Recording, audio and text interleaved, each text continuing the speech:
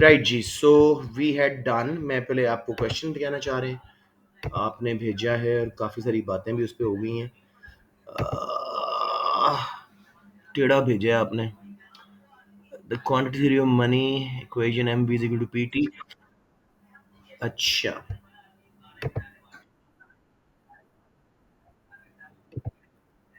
यार, कौन सा है?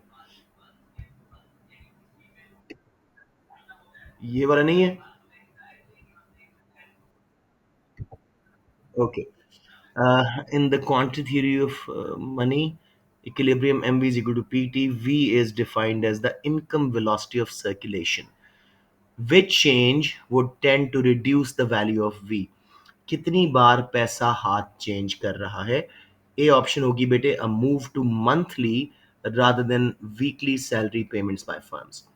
पहले फर्म्स वीकली सैलरी दे रही थी, 4 ट्रांजैक्शन हो रही थी, 4 बार पैसा हाथ चेंज हो रहा था। अब जो है सिर्फ एक बार होगा महीने में। समझ आ गई? अच्छा, क्वांटिटी थ्योरी ऑफ मनी, चले तो रिवाइज कर रहे हैं ना, उसको देख लेंगे, ठीक है? ओके मेरा बेटा।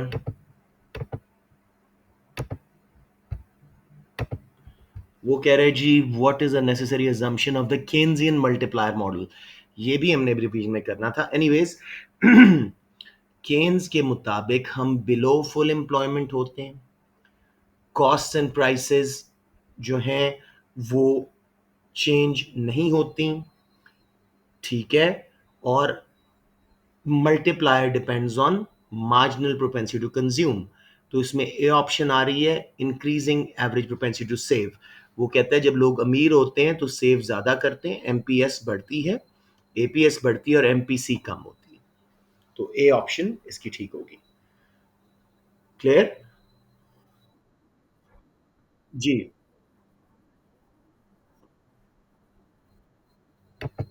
अरे यार, वो तो फिर टॉपिकल पे हम चले जाएंगे। हम्म, फिर मैं रिवीजन छोड़ के आपको क्वेश्चन करवा दूं, क्या कहते हो?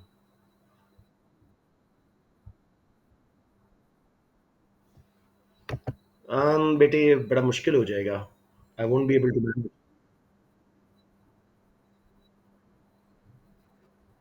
ओके। जी जी जी। बिल्कुल आता है बेटे।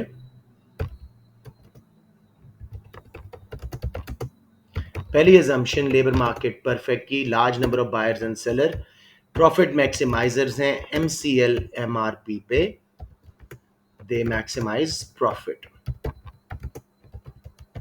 तो वहां पे हायरिंग करेंगे। ये आपको बड़ा इंपॉर्टेंट पॉइंट है। इसके अलावा जी, मोबिलिटी है perfect, okay, occupational geographical worker जब चाहें। जी। इसके अलावा परफेक्ट इंफॉर्मेशन, वेज टेकर्स, ठीक है? तो मैंने कहा बेसिक आपको थोड़े से करवा दूं। यस, वेज टेकर्स, होमोजेनस, ठीक है, लेबर। ठीक हो गया जी। अब मेरे बच्चों, इसके अंदर बाकी तो आसान सा काम है। मैं आपको एक दो डायग्राम्स बना के इसकी चीज़ें करवाता हूँ और फिर मेरे ख्याल में हम पेपर्स पे स्विच कर जाते हैं। थोड़ा सा आपको मैं एक्सेलरेटर वगैरह, मॉनेटरी डिमांड एंड सप्लाई वाले जो money banking and interest rate वगैरह में बच्चों को प्रॉब्लम आता है, वो थोड़ा सा करा दूँ। और अगर टाइम निकला तो बैलेंस ऑफ पेमेंट, फिर मैं आपको पेपर्स करवाता हूँ। जी बच्चों, अब जरा इसको देखो। ये trade union versus perfect market in labour, demand for labour, supply of labour, equilibrium, wage rate, number of workers. अब ये वेज यूनियन या अगर गवर्नमेंट लगाए, मिनिमम वेज ऊपर लगेगी, लेबर की डिमांड कम हो जाएगी, L2 L1 जॉब लॉसेस, और सप्लाई ज्यादा हो जाएगी, तो L1 से L2 is unemployment and L2 L1 is job losses. वो अक्सर ये क्वेश्चन करता है और बच्चे गलत कर जाते हैं, जॉब लॉसेस को L1 to L2 बता देते हैं। Everyone clear? ऑलराइट बच्चों, let's move on. Next is ji L2L1। देखो, इक्विलिब्रियम पे कितने वर्कर्स के पास जॉब थी? OL। अब सिर्फ L1 के पास है, तो जॉब लॉसेस तो उनकी हुई है ना। अनएम्प्लॉयमेंट ज्यादा है क्योंकि अपने आप को सप्लाई अब ज्यादा कर रहे हैं हायर वेज के लालच में। हम्म, बिल्कुल बिल्कुल। L1 to L2 unemployment, L2L1 job losses. अब मेरे बेटे इसके अंदर दूसरा मोनोप्सनी का कॉन्सेप्ट आता है जिसमें बच्चे कंफ्यूज होते हैं। Monopsony is a single buyer of labor who hires at MCL is equal to MRP to maximize their profit। और इनका ये सीन होता है।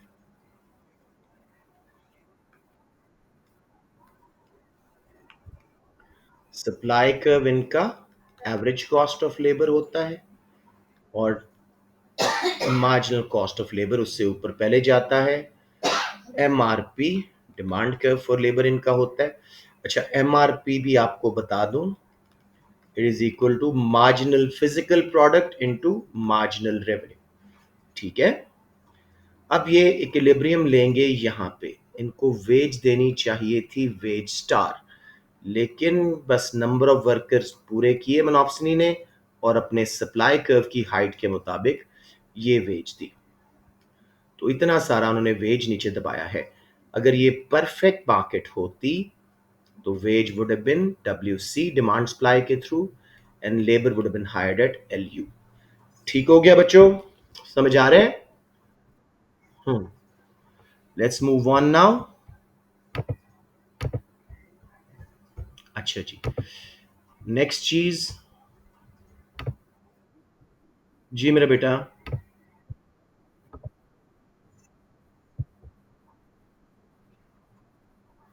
कहीं भी लगा सकते हैं, डिमांड सप्लाई पे भी लग सकती है, ऊपर भी लग सकती है। ठीक है। यस, वेज स्टार से नीचे नीचे हो। उसमें आपने जाकर देखना है कहाँ MCL, जो कि अब स्ट्रेट लाइन सप्लाई कर्व बन गया, अब ये परफेक्टली इलास्टिक सप्लाई कर्व बन गया ना, MCL बन गया, ये कहाँ पे MRP के बराबर हो रहा है। समझ आई? Okay, I think you got it. Let's now move on. इसके बाद मेरा बेटा हमारे पास आ जाता है, क्या इसका नाम है, transfer earning and economic rent. और बच्चे बहुत इसके क्वेश्चन गलत करते हैं, बहुत बेसिक सी चीज है। सॉरी बेटे, सेम डायग्राम है ट्रेड यूनियन में। वेज कंपटीशन की जगह पे ट्रेड यूनियन लग जाएगी, या उससे ऊपर लग जाएगी। या transfer earnings and economic rent. जी जी जी। नहीं नहीं नहीं नहीं अगर लगाएंगे तो फिर वो कैपिटल पे स्विच हो जाएंगे। Transfer earnings and economic rent. अच्छा जी। हाँ जी हाँ जी।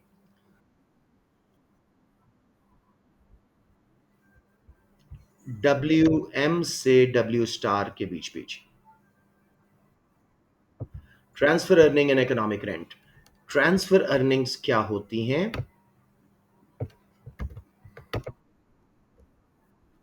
Yes, is the minimum amount या payment required to keep a factor production like labor in present use। इससे नीचे वो जॉब नहीं करेंगे। और the second best job they can get. जी जी जी। जी सुमीत, अभी करने दोगे तो कर पाएंगे ना, थोड़ा सा वेट करो। जी। उसके बाद economic rent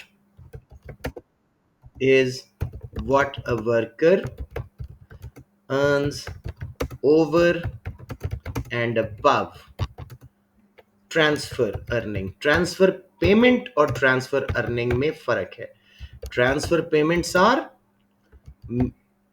unemployment benefits, pension, non-economic earnings. So economic rent is a what a worker earns over and above his transfer earning और सेकंड बेस्ट जॉब। अब यहां पे मैं आपको एग्जाम्पल देता हूं। Shahid Afridi, let's say, earn 1 million. उसकी ट्रांसफर अर्निंग थी, हाँ, 3 लाख। उसका इकोनॉमिक रेंट बताएं मुझे कितना है। 1 मिलियन अर्न करता था, 3 लाख उसकी second best job, minimum payment जिसपे वो काम करता। 7 लाख। तो दिस इज इट, ठीक है। अब इसी का डायग्राम में देखते हैं। मसलन I am a teacher, my second best job can be, because मैंने मैं कॉल सेंटर में काम किया हुआ है, तो as a call centre manager मेरी सेकंड बेस्ट जॉब हो सकती। उसमें जितना फर्क होता है वो आपकी इकोनॉमिक रेंट होती है। अब मेरे बच्चों, सप्लाई कर्व, वेज रेट, ये उस बंदे की टोटल अर्निंग है, वेज इनटू लेबर। ऊपर वाला हिस्सा सप्लाई कर्व से ऊपर और वेज लाइन से नीचे इज हिज इकोनॉमिक रेंट, और नीचे वाला इज हिज ट्रांसफर अर्निंग। समझ आ गया मेरे बच्चों?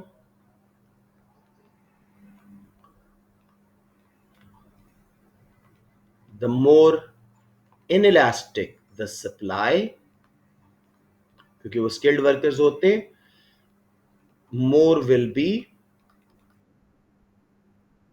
Economic rent. हाँ जी, क्या कह रहे हो शहीर? अच्छा, आप लोग बातों से अलग जा रहे हो। पॉवर्टी ट्रैप इज जब आपको घर बैठे इकोनॉमिक बेनिफिट्स मिल रहे हैं, पेंशंस, अनएम्प्लॉयमेंट बेनिफिट्स वगैरह, तो आप जॉब नहीं करते ये सोच के कि अगर मैं जॉब पे गया ये वापस ले लिए जाएंगे और मैं गरीब का गरीब रहूंगा। Got it?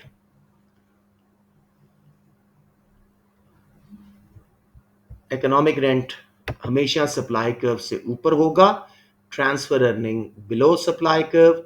जितना इनइलास्टिक सप्लाई कर्व होगा उतना इकोनॉमिक रेंट ज्यादा होगा। Anyone, any confusion? हाँ,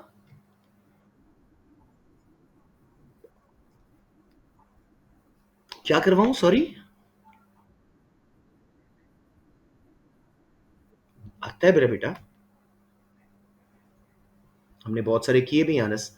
राइट जी, तो अब हम चल रहे हैं आखिरी चैप्टर पे, यूनिट 10, यूनिट 11 बनता है शायद, और ये है income distribution and policies to, inequalities of income and policies to redistribute incomes, income inequality and policies to redistribute incomes and wealth। ठीक है जी, इसमें सबसे पहले आपने लॉरेंस कर्व को समझना है।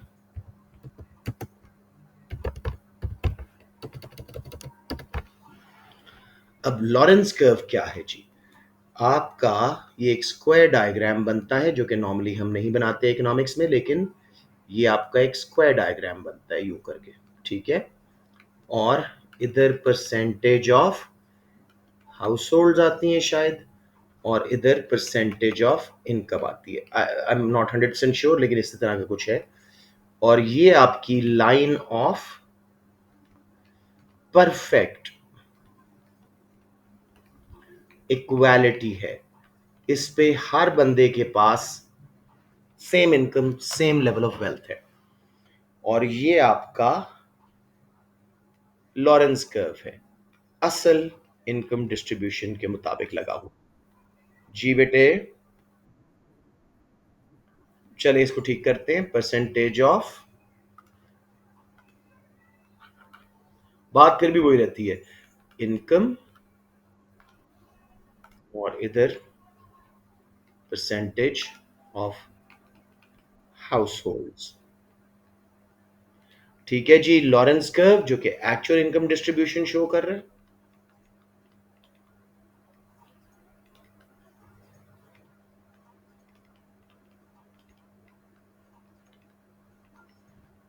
अब ए एरिया लॉरेंस कर्व और लाइन ऑफ परफेक्ट इक्वालिटी के बीच में है, बी एरिया उससे नीचे है।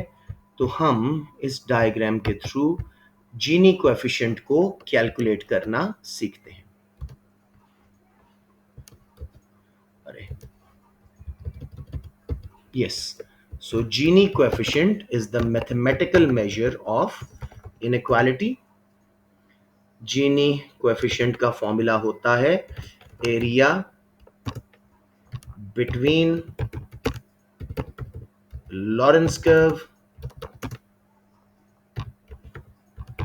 and line of perfect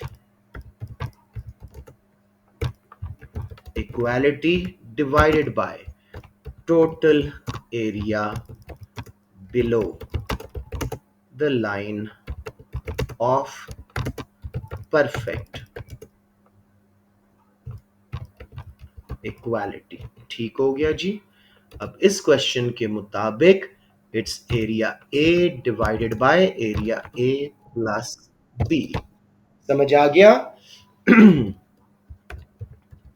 further the Lorentz curve is from line of perfect equality greater will be the inequality of incomes and wealth।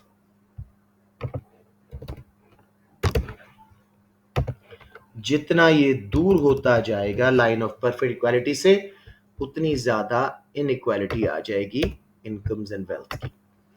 So genie coefficient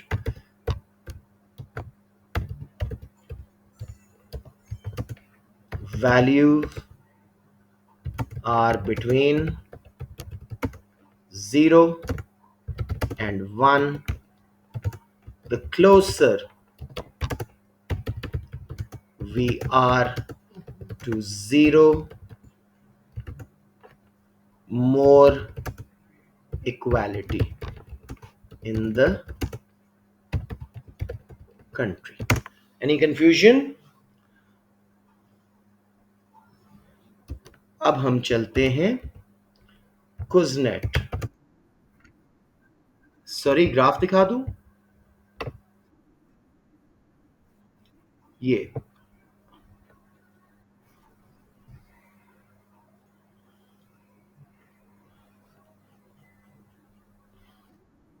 thank you ji. Kuznets curve ये क्या कहता है?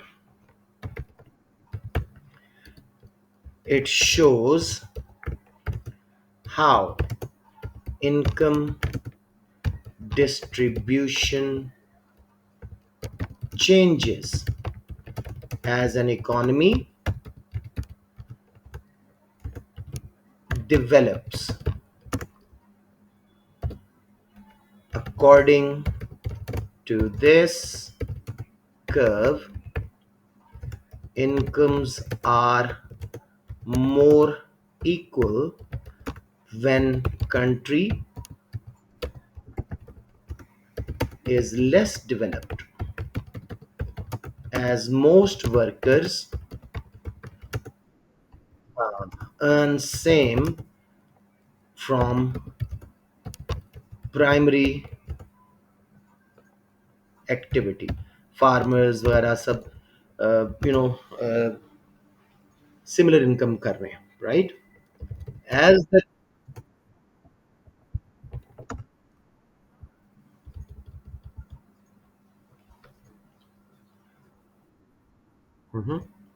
ये document आपको भेजूंगा, don't worry ji. So as the country develops, income gaps rise as few workers move to secondary sector and earn more than others in primary sector। But once the country fully develops,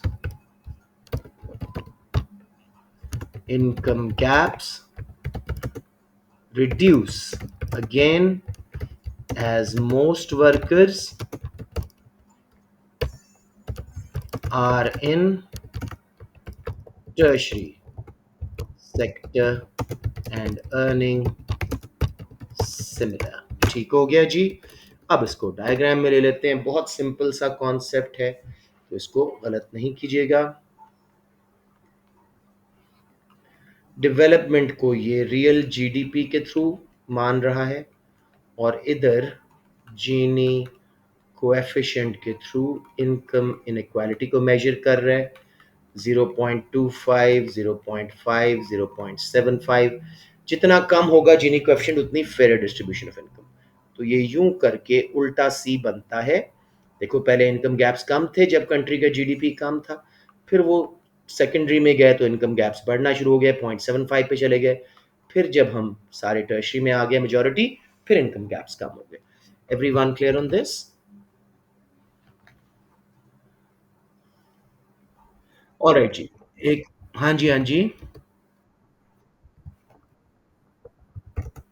sorry. नहीं नहीं बेटे, gap because country is developing, कुछ workers secondary में जाके ज्यादा earn कर रहे हैं, बाकी प्राइमरी में रह गए, इसलिए गैप दो डिफरेंट सेक्टर में होंगे, इनकम गैप्स ज्यादा होंगे। जब मेजोरिटी एक सेक्टर में आ जाती है इनकम गैप्स कम हो जाते हैं। नेगेटिव इनकम टैक्स, इसमें क्या है?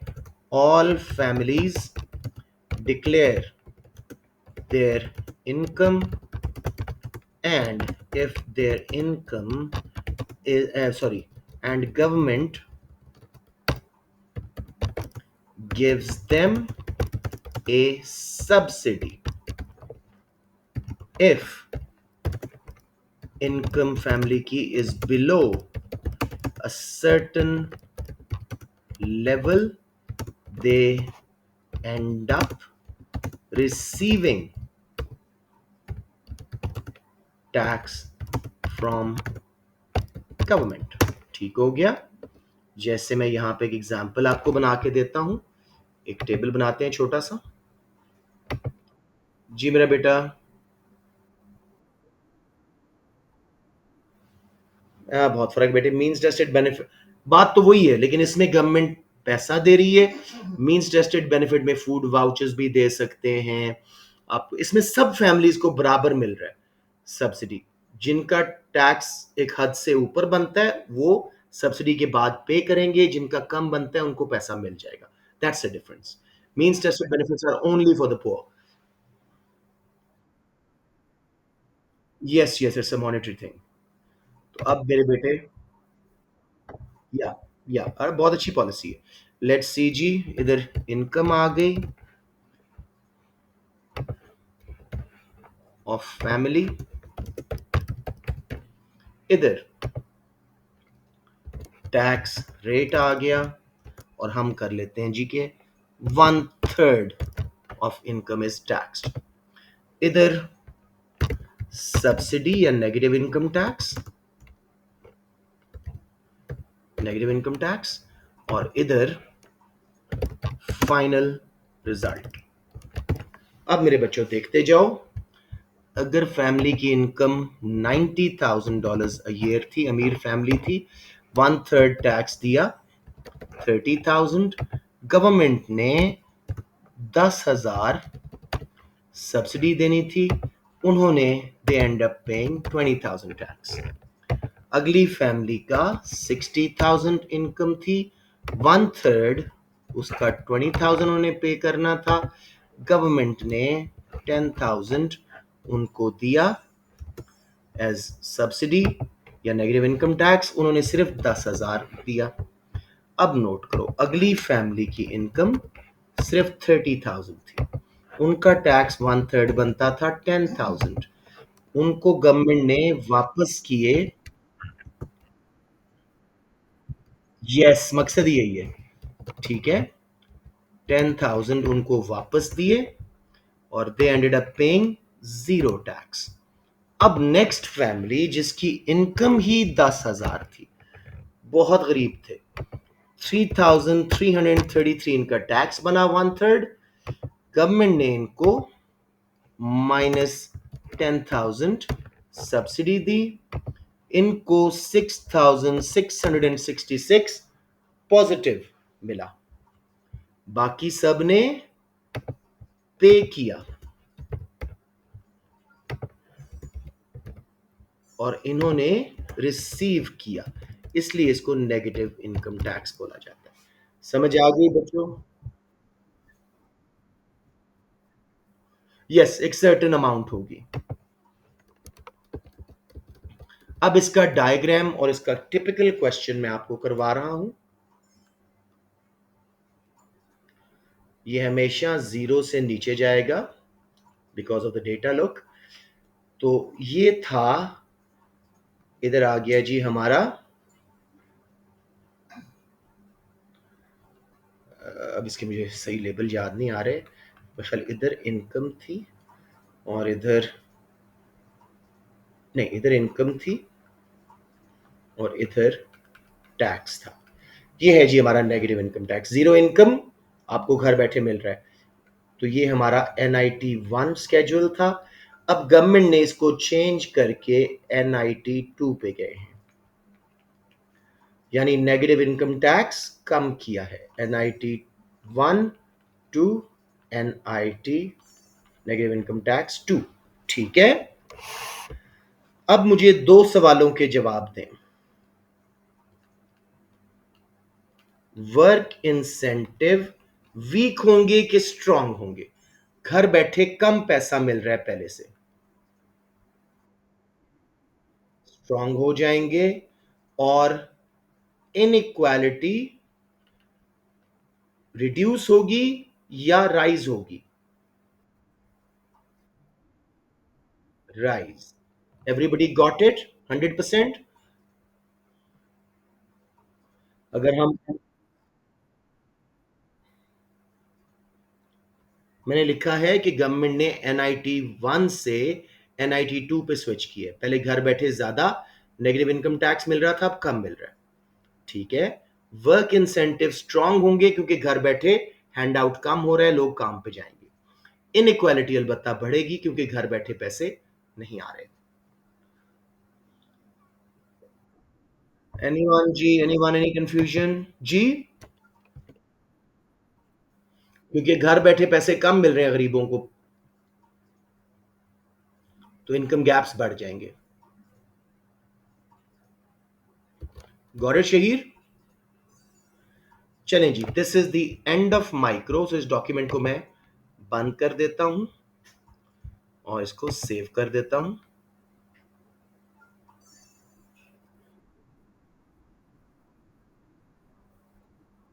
नहीं नहीं, आई हैव बेटे। एनीवेज, तो मेरा भी, मे बी आपको नहीं, मैंने अपनी क्लासेस को तो पढ़ाया हुआ है। चलें, let's see now, where are we ji. एक बिल्कुल थोड़ा सा मुझे माइक्रो मैक्रो करवाने दो, जो जिनमें बच्चे गलती करते हैं आसान से। अनएम्प्लॉयमेंट तक पहुंच गए तो बड़ी बात है, लेट्स सी। अच्छा जी, सबसे पहले unit 1, Keynesian theory of income and employment. ठीक है जी, तो इसके अंदर मेरे बच्चों तसल्ली से, स्पेलिंग केन्स की मैंने कैसे गलत करनी है, स्पेलिंग तो यही है, चलो कोई बात नहीं। Keynesian theory of income and employment. अब इसके अंदर मेरे बच्चों आप लोगों ने कुछ फॉर्मूलाज जानने हैं।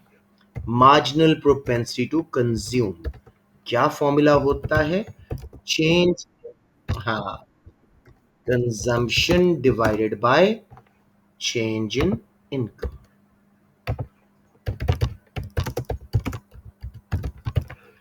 फिर आ जाता है marginal propensity to save additional income का, लोग कितना सेव करते हैं। तो इसमें सिर्फ एक वर्ड चेंज होगा, मुझे बताइए क्या फॉर्मूला बनेगा?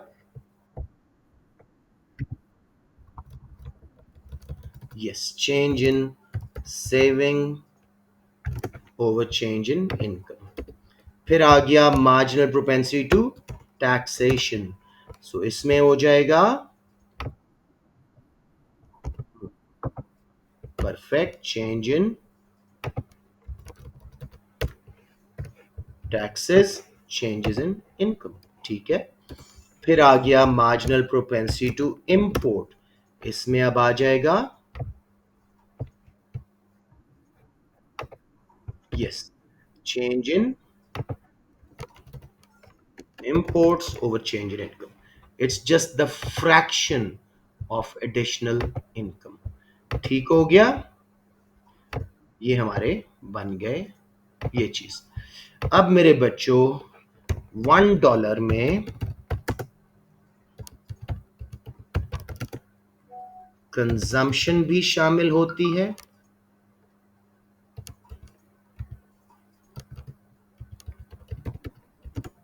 सेविंग भी, उसी में से हम टैक्सेस भी दे रहे होते हैं एंड इंपोर्ट्स भी। ठीक है।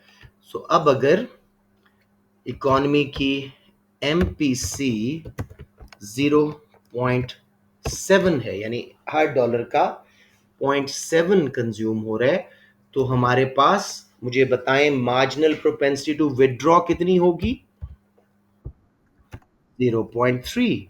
तो इतनी चीजें आपने करनी होंगी। ठीक है। अगर उसने तीनों विड्रॉल्स बताए हुए थे तो आप एमपीसी निकाल सकते हैं। Each case this is how it is. अब हम चलते हैं एवरेज प्रोपेंसिटीज पे। एवरेज प्रोपेंसिटी टू कंज्यूम, मैं बल्कि ऊपर हेडिंग दे देता हूं, average propensity means tendency, likelihood. Average propensity to consume क्या होगा? चेंज खत्म हो जाएगा, कंजम्पशन ओवर, हाँ, total consumption over total income. इसी तरह savings over income, average propensity to save बन जाएगा। ये टोटल का है, fraction of total income that is saved, consumed, paid in taxes, spent on imports. तो इधर हम चेंज की बजाय खाली टैक्सेस लिखेंगे, total taxes paid over total income. और एवरेज प्रोपेंसिटी टू इंपोर्ट, इसमें total imports divided by total income. Anyone not clear?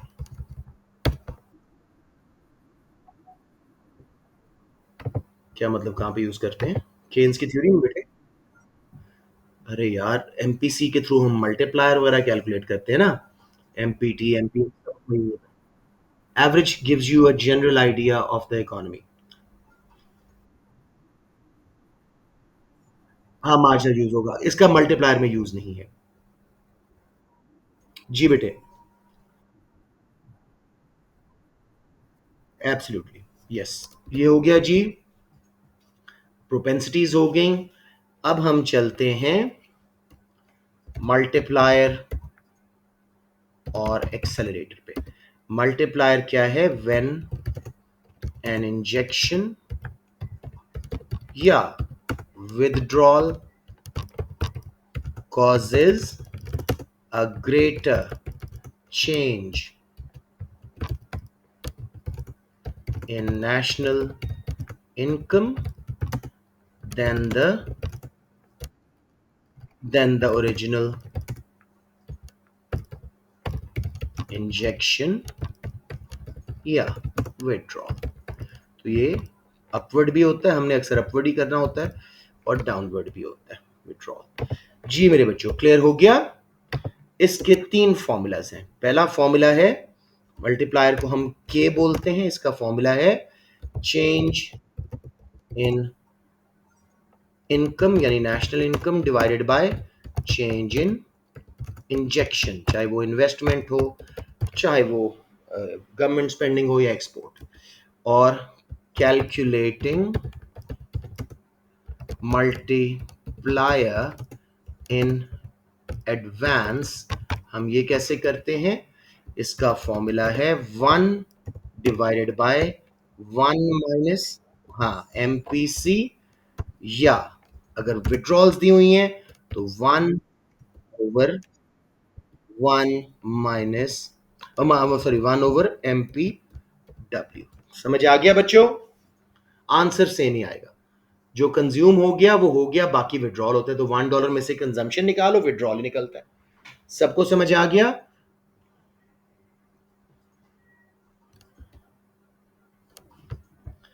अब हम एक्सेलरेटर की डेफिनेशन सिर्फ मैं करवा रहा हूं, उसका वो वाला ग्राफ वाला क्वेश्चन नहीं आता।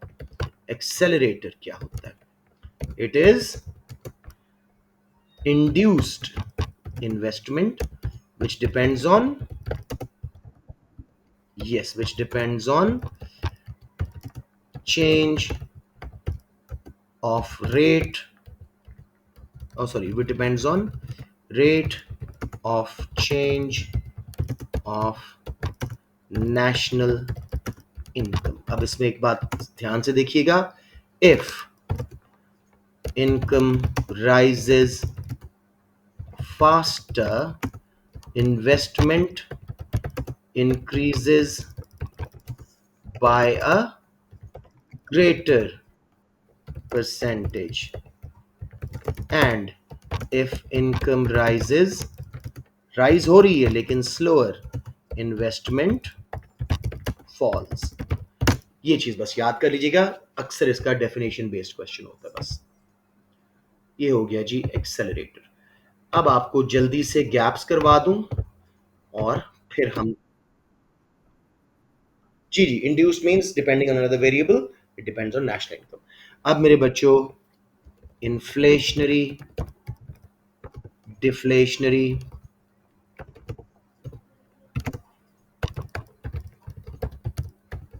Gaps and output gaps.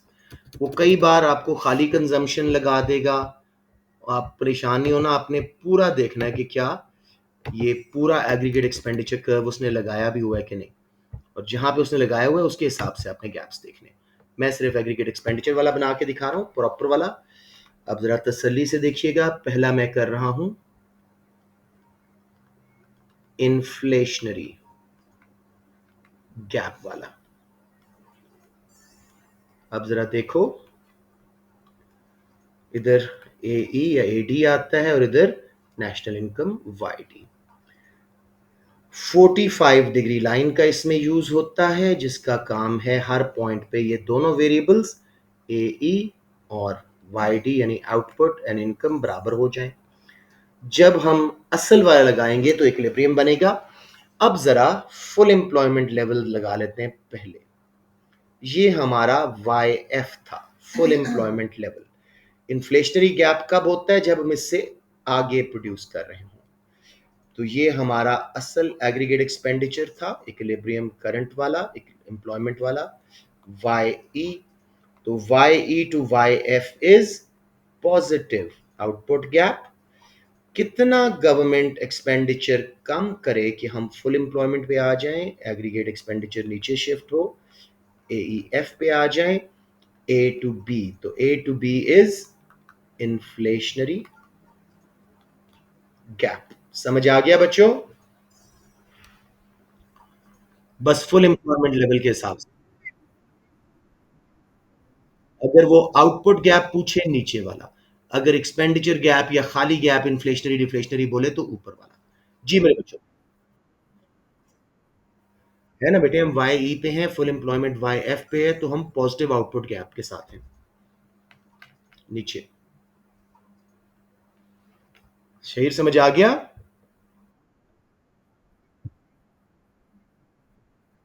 हाँ हाँ, तो फुल एम्प्लॉयमेंट से आगे है ना, पॉजिटिव आउटपुट गैप है।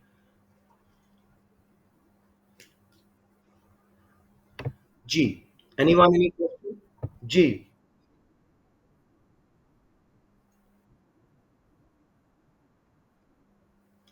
हाँ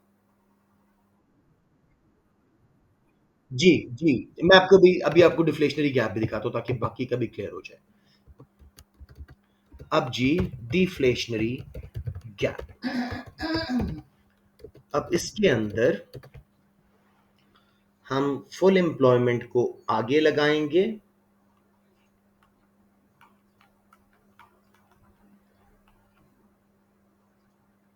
ये हमारी 45 डिग्री लाइन जिस पे हर पॉइंट पे ए ई और वाई बराबर हो, सिर्फ इस वजह से इसको यूज करें, एक्यूट एंगल है। नाउ हमारा full employment level Y F यहां पे है, पीछे इसके हमारा एक्चुअल एग्रीगेट एक्सपेंडिचर है, ये वाई ई है, इतना सारा नेगेटिव आउटपुट कैप है। गवर्नमेंट को ए टू बी एक्सपेंडिचर बढ़ाना पड़ेगा ताकि हमारा A E curve full employment पे आ जाए। A to B is deflationary gap. अब मासल समझ आ गई बात? हाँ हाँ हाँ। अगर वो एग्जाम में दूसरे पे भी दे दे तो आपने वर्टिकल डिस्टेंस लेना है, हर जगह पे सेम होता है। It has to be, yes, logically it has to be. जी मेरे बच्चों, ये हमारा चैप्टर खत्म हो गया। हाँ श्योर, श्योर मेरे बेटा। ओके, और ऊपर। ओके,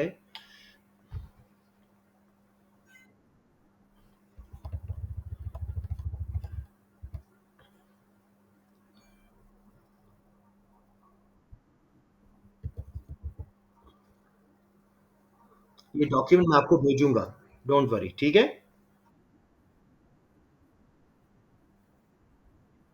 क्या चीज? Autonomous consumption is that does not depend on national income, वो स्ट्रेट लाइन होती है। वहां से एमपीसी साथ मिलाते हो तो कंजम्पशन फंक्शन बन जाता है। वो ऑटोनमस कंजम्पशन से स्टार्ट होता है और ऊपर स्लोप होता है। एमपीसी ज्यादा, sorry, marginal propensity to withdraw, savings, taxes, imports, तीन मार्जिनल प्रोपेंसिटीज। जी एनीवन, एनी क्वेश्चंस? आपको एहतियातन एमईसी भी करवा देता हूं, मार्जिनल एफिशिएंसी ऑफ कैपिटल, और फिर मेरे ख्याल हम क्वेश्चन पे चले जाएं। सिर्फ आपको M V is equal to P T की थ्योरी नोट से करवा देता हूं और केन्जियन एंड मॉनिटर्स के कंपैरिजन दे देता हूं। मार्जिनल एफिशिएंसी ऑफ कैपिटल ये क्या है जी? ये थ्योरी कहती है कि investment depends on rate of return on capital. सो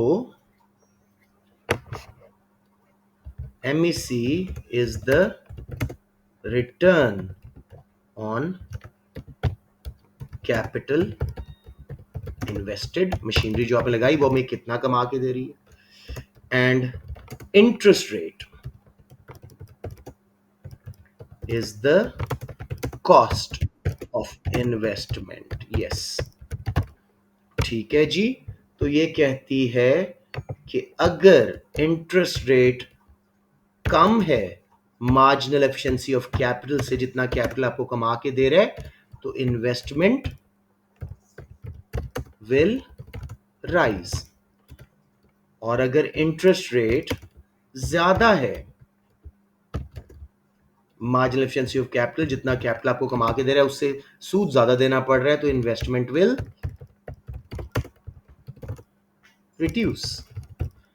अलबत्ता जहां इंटरेस्ट रेट बराबर हो जाए एमईसी के, वहां पे इक्विलिब्रियम आ जाता है और ऑप्टिमम इन्वेस्टमेंट बन जाती है।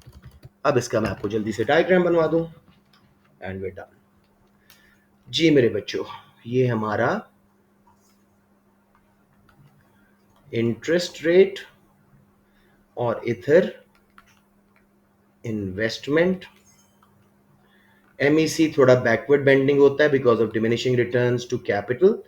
जब इंटरेस्ट रेट आईआर जीरो पे था, हम एमईसी पे आए, यहाँ इक्विलिब्रियम आया, इतनी इन्वेस्टमेंट हो रही थी। वजह, इस सारे एरिया में इंटरेस्ट रेट ज्यादा था, सॉरी एमईसी ज्यादा था compared to interest rate. MEC ऊपर है, इंटरेस्ट रेट नीचे है। सो इस सारे एरिया में MEC was greater than interest rate, इसलिए इन्वेस्टमेंट बढ़ी। अगर इंटरेस्ट रेट और गिरता है तो फिर मजीद इन्वेस्टमेंट आएगी, I1 तक जाएंगे। रीजन, इस शेडेड एरिया में again MEC is greater than interest rate. तो ये वही एमयू और प्राइस वाला सीन है जो हम डिमिनिशिंग में करते हैं। जी बेटे। क्या मतलब? अगर इंटरेस्ट रेट बढ़ेगा तो इन्वेस्टमेंट गिरेगी, yes. So that is the end of your first huge chapter. ठीक है, मुझे जरा देखने दें कि कितना टाइम रहता है बेटे क्लास में, जो बता दो आप लोग ही। 14 मिनट्स, लेट्स डू यूनिट 2। बल्कि मैं आपको वहीं से करवाता हूँ नोट्स से, इसमें बहुत ज़्यादा टाइम लग जाएगा। इसको मैं सेव कर दूँ एक दफ़ा और ये मैं आप लोगों को भेज दूंगा। अच्छा जी।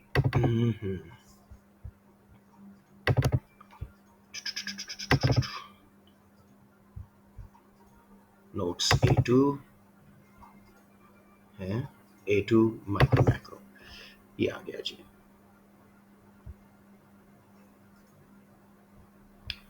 ऑल राइट जी, let's go straight to money banking and interest rate determination. जी,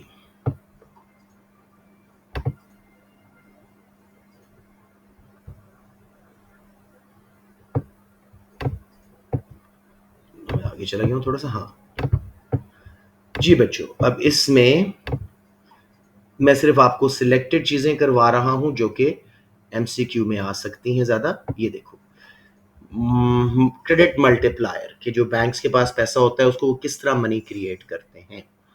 इसका फॉर्मूला होता है 1/लिक्विडिटी रेशियो। लेट्स से एक बैंक 20% अपना कैश रख रहा है और बाकी लेंड कर रहा है, तो 1/0.25 टाइम्स मल्टीप्लायर। अगर 1,000 पाउंड बैंक में आया, वो 5,000 में कन्वर्ट होगा। समझ आ रही है? और क्रिएटेड मनी कितनी होगी? 4,000, यानी total money minus initial deposit. Total liabilities bank की 5,000 है, उसने पहले वाले कस्टमर को भी 1,000 वापस देना है और जो 4,000 उसने लेंड करके बढ़ाई है वो भी वापस करना है। Initial deposit was 1,000। एक बार फिर देख लो, लिक्विडिटी रेशियो कैसे निकालनी है। टोटल कैश रिजर्व, जितना बैंक अपने पास कैश रख रहा है, ओवर टोटल डिपॉजिट लाइबिलिटीज, जितना उनके पास डिपॉजिट्स हैं। जैसे इस बैंक ने 200 पाउंड अपने पास कैश रखा फ्रॉम द $1,000 डिपॉजिट, तो लिक्विडिटी रेशियो वाज 0.2 या 20%। क्रेडिट मल्टीप्लायर कितना होगा? अगर वो 0.2 लिक्विडिटी रखते हैं तो 5 टाइम्स, 0.5 रखते हैं तो 1/0.5, सिर्फ 2 टाइम्स। तो जितना लिक्विडिटी बैंक कम रखता है उतना क्रेडिट मल्टीप्लायर होता है।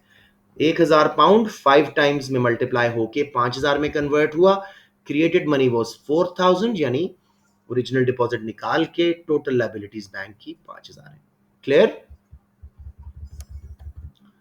इंटरेस्ट रेट डिटर्मिनेशन, एक फॉर्मूला ये देख लो। रियल इंटरेस्ट रेट क्या होता है? नॉमिनल, यानी मनी बेस जो नजर आ रहा है साफ, जो लिखा हुआ है बैंक्स में कितने परसेंट इंटरेस्ट है, माइनस इन्फ्लेशन रेट। अगर इन्फ्लेशन रेट इंटरेस्ट रेट से ज्यादा हो तो ये नेगेटिव में भी जा सकता है। मैसेज ला दो। राइट जी। अब लिक्विडिटी प्रेफरेंस थ्योरी, केन्स के मुताबिक मनी सप्लाई गवर्नमेंट डिटरमिन करती है, परफेक्टली इनइलास्टिक होती है। इसके डिटर्मिनेंट्स क्या है? अगर गवर्नमेंट ने मनी सप्लाई बढ़ानी है, ओपन मार्केट ऑपरेशंस में अपने बॉन्ड्स वापस खरीदेंगे। इसको बोलते हैं क्वांटिटेटिव ईजिंग। पैसा लोगों के अकाउंट्स में आएगा, कमर्शियल बैंक्स लेंड करके मनी सप्लाई बढ़ाएंगे। और अगर मनी सप्लाई कम करनी हो, गवर्नमेंट बॉन्ड्स हमें बेचती है। बॉन्ड्स इलिक्विड होते हैं, उसकी बेस पे लेंडिंग नीति में नहीं चलेगा। राइट जी। अ, ये डिस्काउंट रेट वगैरह फिलहाल मैं छोड़ रहा हूं। अब मेरे बच्चों, ये मेन चीज, demand for money, why people demand money, transaction motive. ये परफेक्टली नहीं, क्वांटिटेटिव ईजिंग में गवर्नमेंट वापस खरीदती है, रिडीम करती है, और क्वांटिटेटिव टाइटनिंग में इशू करती है। जी, ट्रांजैक्शन मोटिव, लोग, फर्म्स, गवर्नमेंट क्यों कैश रखते हैं? डेली बेस के खर्चे के लिए, और इसका इंटरेस्ट के साथ केन्स के मुताबिक कोई ताल्लुक नहीं। अलबत्ता इनकम्स बढ़े, इन्फ्लेशन बढ़े, इंटरवल ऑफ पेमेंट, वीकली की जगह मंथली पेमेंट आए, तो ये राइट पे शिफ्ट होगा, जो हम एमसीक्यू भी 2 मिनट पहले कर रहे थे। प्रिकॉशनरी मोटिव, जो हम एहतियात के लिए फ्यूचर के लिए रखते हैं। जी मेरा बेटा।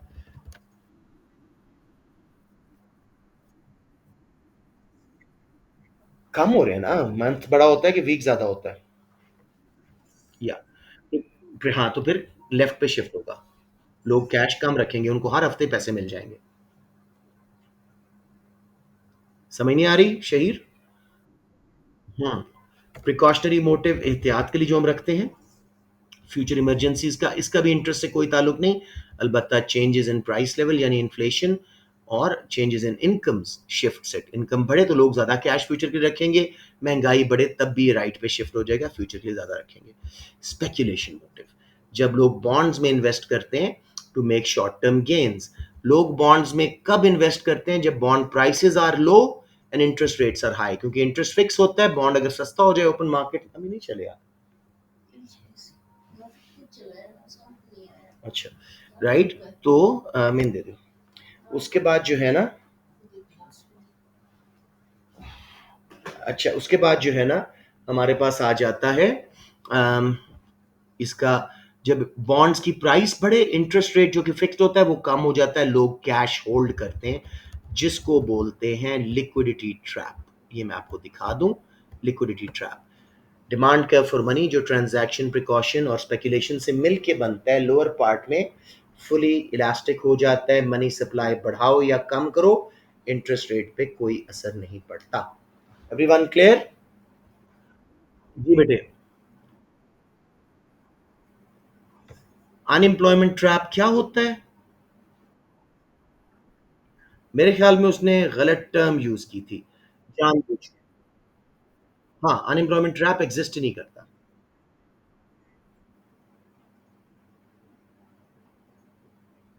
जी बताएं।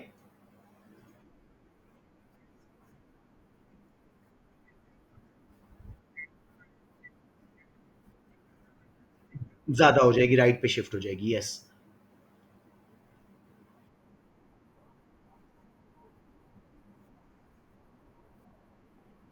अब खुद ही देखो, इंटरेस्ट रेट लो हो रहा है ना, देखो, बॉन्ड की प्राइस ज्यादा है, इंटरेस्ट रेट लो, ठीक है, लिक्विडिटी ट्रैप यही है ना, लोग इन्वेस्ट नहीं कर रहे। जब लोग इन्वेस्ट नहीं कर रहे तो इकोनॉमिक ग्रोथ कम है। इन्फ्लेशन पे थोड़ी डिबेट है कि कॉस्ट पुश इन्फ्लेशन ज्यादा हो सकती है।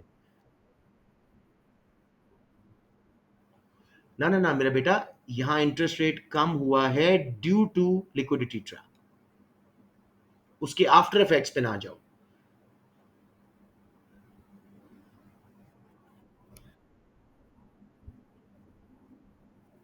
नहीं नहीं नहीं, लिक्विडिटी ट्रैप सिर्फ demand curve of money LPC को अफेक्ट करेगा, लिक्विडिटी प्रेफरेंस कर्व को, वो नीचे से परफेक्टली इलास्टिक हो जाएगा। मनी सप्लाई तो गवर्नमेंट ने चेंज करनी है ना।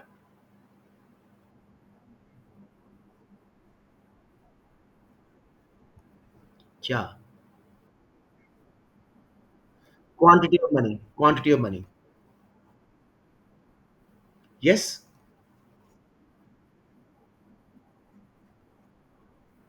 अब देखो, यही तो इस थ्योरी की वीकनेसेस हैं, इसलिए हम इसकी बात नहीं करेंगे अब इस वक्त, समझ रहे हो? इसने उसको नहीं समझा, केंद्र मॉनिटर्स ने आके एतराज किया।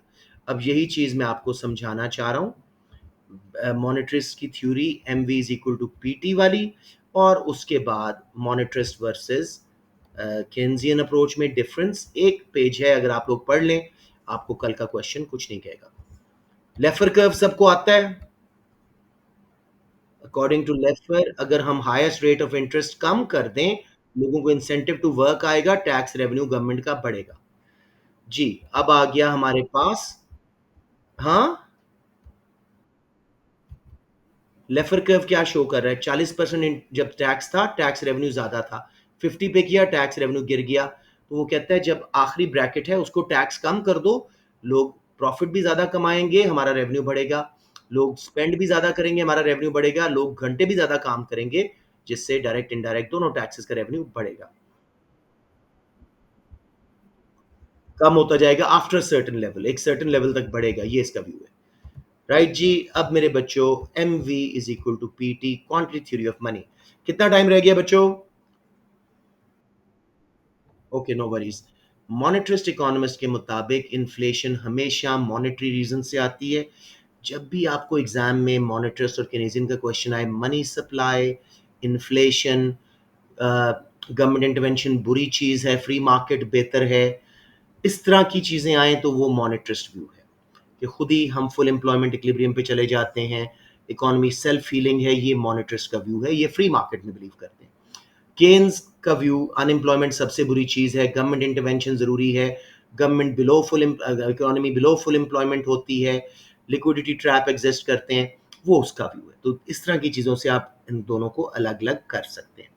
अब मॉनेटरिस्ट के मुताबिक जब भी गवर्नमेंट मनी सप्लाई बढ़ाएगी, महंगाई आएगी, because economy is on full employment. ये देखो, long run aggregate supply curve इनका केन्स की तरह का नहीं है, पहले इलास्टिक और फिर इनलास्टिक, परफेक्टली वर्टिकल है। तो जब भी मनी सप्लाई बढ़ेगी, एग्रीगेट डिमांड बढ़ेगी और उतनी ही महंगाई आएगी, आउटपुट नहीं बढ़ेगी।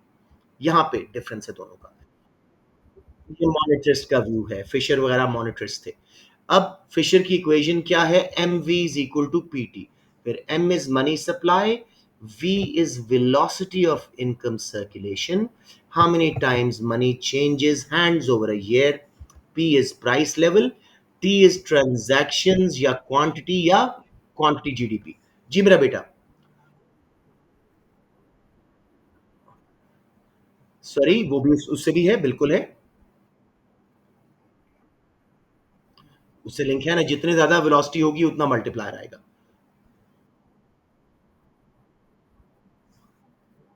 अभी टाइम नहीं है, लेट्स अंडरस्टैंड दिस फर्स्ट, अगर टाइम बचा तो। हाँ जी, कि भाई जितने हाथ बदल रही है, आपने मुझे ट्यूशन फी दी, मैंने दुकान वाले को दी, दुकान वाले ने रॉ मटेरियल्स वाले को, वो हर दफा money is changing hands, multiplier उसके रिजल्ट में आता है। यहां पे वो कुछ और बात करे, वो कहता है वी, एम वी जो है वो इनकम मेजर ऑफ जीडीपी है, money supply into income circulation, rent wages interest profit, सही बात है। पीटी प्राइस इनटू क्वांटिटी या transactions is output measure of GDP, और वो दोनों बराबर होते हैं, इसलिए इस दोनों साइड को बराबर होना चाहिए। ये सबसे बड़ी assumption यहां लेता है कि V and T, velocity of income circulation and transaction, remain constant, लिहाजा जब भी मनी सप्लाई बढ़ेगी सिर्फ महंगाई आएगी। यहां पे थ्योरी अनरियल हो जाती है। मनी सप्लाई पहले 1000 थी, लेटर ऑन 2000, ट्रांजैक्शन 25, बाद में भी 25, वेलोसिटी 5, बाद में भी 5। जब हम प्राइस लेवल मालूम करते हैं, P is equal to M V over T, यानी सब्सटीट्यूशन मैथमेटिकल करके, पहले 200 था प्राइस इंडेक्स, अब 400 हो गया, मनी सप्लाई डबल हुई, महंगाई डबल हो गई। ये इसका व्यू है। अब मुझे जल्दी से अपना हाईलाइट करें उस क्वेश्चन को, और मैं जल्दी से देखूं कि आपने क्या बात की है। समीत जल्दी से करो मेरा बेटा। अरे यार, वो बहुत सारे क्वेश्चन उसके बाद भी आ गए ना, उसको हाईलाइट करके नीचे भेजो।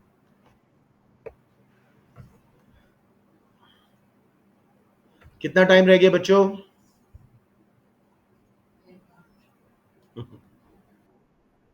जल्दी करो, जल्दी करो।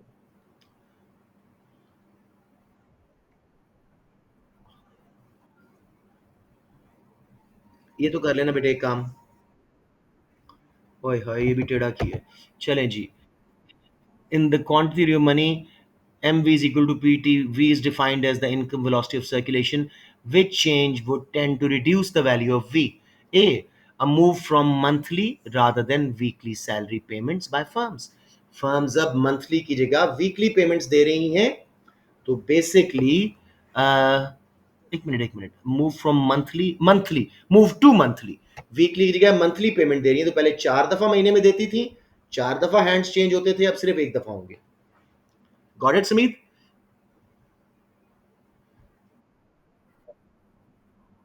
इंक्रीज इन इंटरेस्ट रेट से इससे कोई ताल्लुक नहीं है। मनी सप्लाई बढ़े, इंटरेस्ट रेट नीचे आता है, इनडायरेक्ट मैकेनिज्म के मुताबिक। Increase in the use of cash machines, cash machines जब ज्यादा अवेलेबल हैं, तो लोग क्या उसको बोलते हैं, उसको क्या कहते हैं, एटीएम से पैसा निकलवा लिया करेंगे rather than going to banks. Again transactions कम हो रही हैं। A decrease in the use of credit cards by individuals, लोग क्रेडिट कार्ड्स कम यूज कर रहे हैं, इसका मतलब है वो स्पेंडिंग अपनी औकात में रह के कर रहे हैं। क्रेडिट कार्ड पे we tend to spend more, money will change hands less. समझ आ गया समीत?